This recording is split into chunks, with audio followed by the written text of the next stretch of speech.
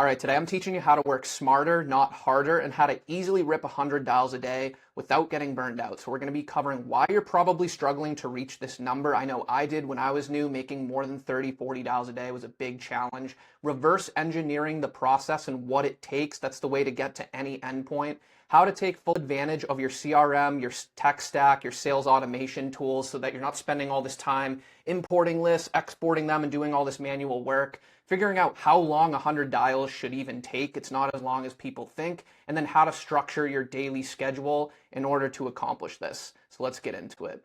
All right, so why most SDRs struggle with this in the first place? From what I see in coaching a lot of you, most SDRs genuinely struggle to make 30 to 40 dials a day or more. I know I did, and it's not because you're not working hard. A lot of times it's because you're working too hard. You're putting too much effort into each dial. So some of the reasons are there's no daily structure or schedule in place. A lot of times people wake up, they have to figure out what to do. It takes them an hour and a half before they get started, and then their next meeting's in 45 minutes, and there's no daily structure. When they sit down, they know what to do. A lot of reps also over-index on the importance of how prepared they need to be for each call. So they do things like spending way too much time in between calls, pulling up prospects' LinkedIn, sifting through it, looking at the company website, the About Me page, things like that. You don't need to know any of that in order to be effective at cold calling. So you should just understand that and skip that step to where you're truly just ripping dials, and I'm going to show you how.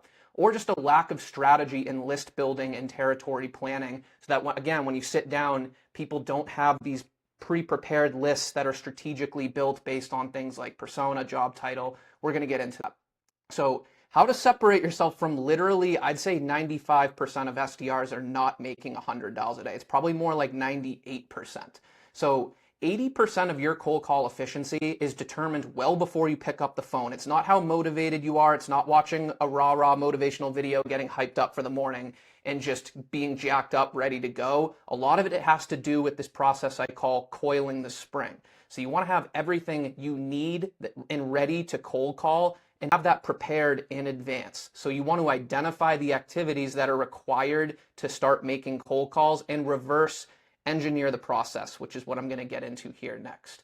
So ask yourself the question, what needs to happen before you pick up the phone? Just take a moment, we'll reverse engineer this. Generally, I don't know about you, but this is what it looks like for me. I got to pick some specific accounts I'm either going to target or specific types of leads, whether it's a campaign or certain job titles, and decide that's who I'm going to be targeting today. Then you need to add contacts from these groups of people to lists in your CRM. Then once they're in there, you have to think of a general talk track or script that you'll be saying to each one of them. It could vary depending on who they are, where they work, and what their title is.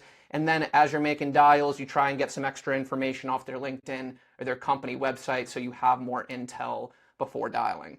And what I say is do all of this work in advance. I compare it to meal prep. If you've ever followed a workout routine, a lot of people prefer, and it's a lot more efficient to, on Sunday night or whatever, to pre-prepare your meals. Like it takes a little bit of extra upfront effort, but 2 or 3 hours, you have all your meals ready for the whole week, laid out, labeled, so that you can just focus on execution. You can focus on going about your week, doing the workouts, coming home, you have all the macros counted. And even though, it takes a little extra upfront work, it ends up saving you so much time and mental effort and daily friction down the line.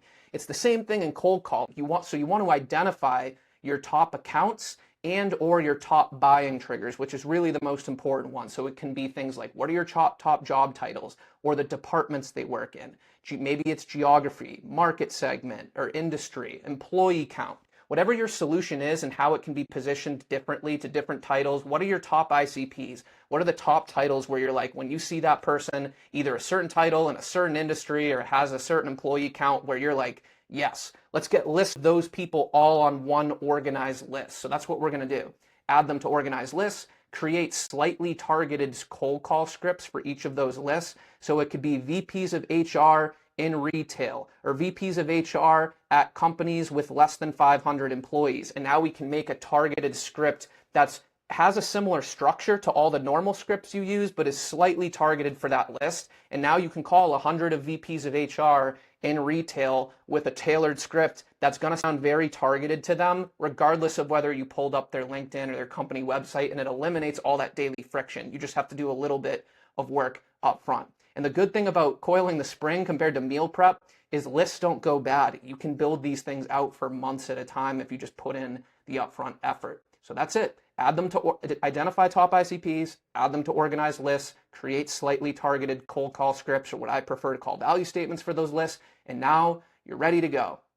So in order to take full advantage of this, you need to understand how your sales tools work and which ones you have at your disposal. But there's a lot of them out there. There's HubSpot, ZoomInfo, a lot of homegrown systems. Before you start getting overwhelmed, you basically want to narrow it down to there's 3 very simple capabilities that you need to do in order to put this process of coiling the spring into place.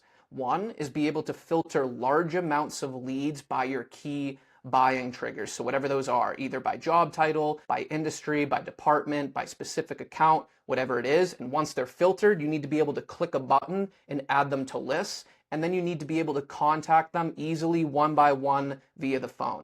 That's it. So for a lot of people, unfortunately, this sounds, just from coaching a lot of you, like it's a super manual, time-intensive process where you're downloading contacts, exporting them through 2 or 3 different systems, and it takes hours. You shouldn't settle for that, because this is basically all you need, and the tools are out there to do this. The other thing you need is an up-to-date B2B contact database generally in order to do this, where you can go find these contacts. There's lots of tools out there. I get asked all the time, what's your recommended tool? My recommended tool is obviously take advantage of the ones you have. Hopefully your company provides the basic tools you need in order to do these very 3 simple capabilities.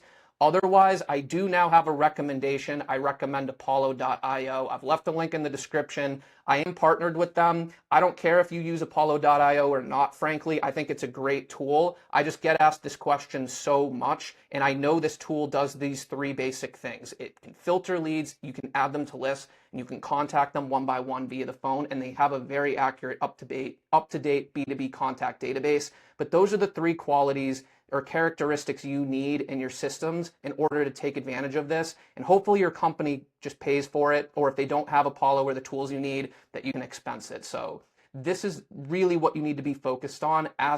Don't ask, how do I use my CRM tools and all of them at your disposal? Ask, what do I need my CRM to do for me?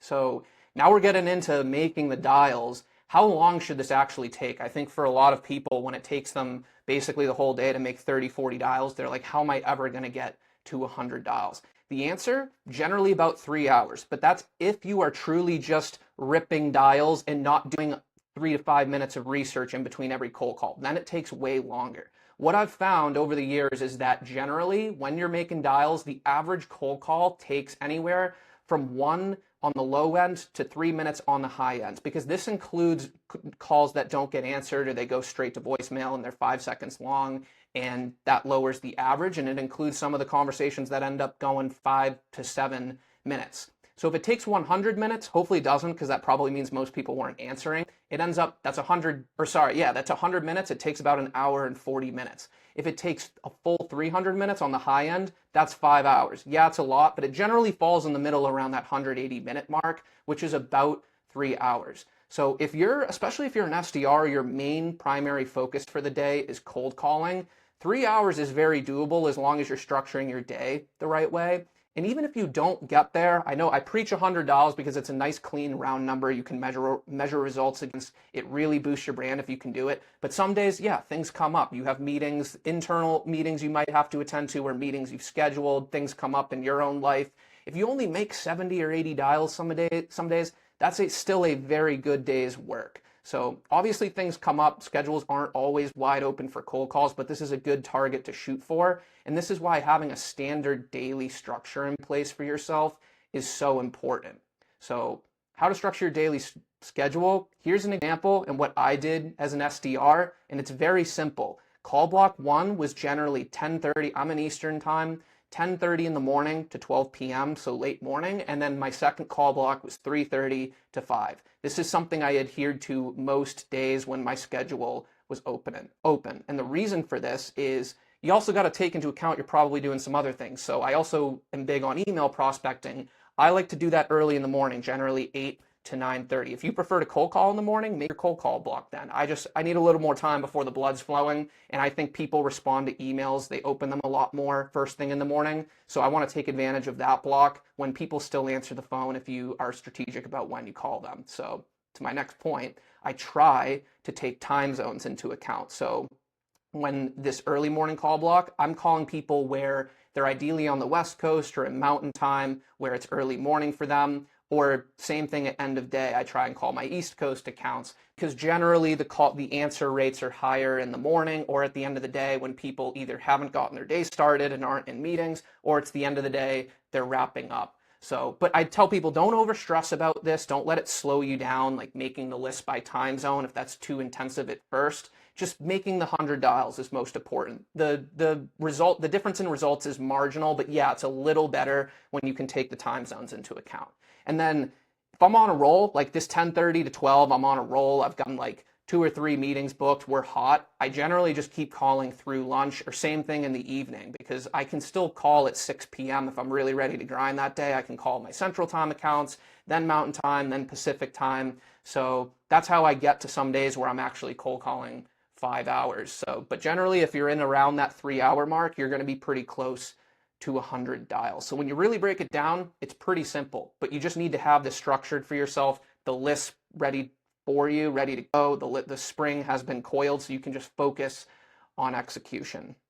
So if you want more hands-on guidance, actually implementing this process and actually using the different sales tools at your disposal so that you can automate a lot of this process and go from making 30 dials a day to 100 dials a day in less time, I hope to see you in the Cold Call Mastery community. I launched that with higher levels just within the last few weeks, where I go more in depth on all of these topics, more in depth than I ever have, and I know it'll be valuable for you. So hope to see you in there, and thank you for joining me today for this video. Subscribe, like the video if it was helpful, and I'll see you on the next one.